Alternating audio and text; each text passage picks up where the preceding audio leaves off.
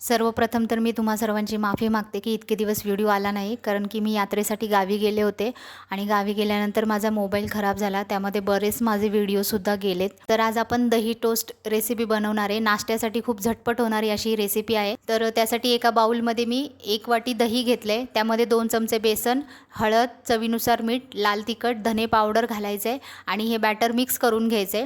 या बॅटरमध्ये मी थोडंसं पाणी घालून मिक्स करून घेतले। आता यामध्ये मी बारीक चिरलेली कोथिंबीर घातली आहे, ते घालून सुद्धा मिक्स केलेलं आहे। आता एक फोडणी करायची, त्यासाठी तडका पॅनमध्ये 2 चमचे तेल गरम केले, त्यामध्ये मोहरी घातली आहे, सफेद तीळ घातलेत, हिंग घातले आणि बारीक चिरलेला कढीपत्ता घालायचा आहे। तडतडल्यानंतर ही फोडणी आपल्याला दह्याच्या बॅटरमध्ये घालून मिक्स करून घ्यायचं। गरम तव्यावरती तेल पसरवून ब्रेडची स्लाइस दह्याच्या बॅटरमध्ये डिप करायची आहे। बारीक गॅसवरती दोन्ही बाजूंनी आपल्याला हे ब्रेडचे स्लाइस दोन्ही बाजूंनी खरपूस असे भाजून घ्यायचे। तर ही रेसिपी नक्की ट्राय करा। व्हिडिओ आवडला असेल तर लाईक करा आणि आपल्या चॅनलला सबस्क्राईब करा।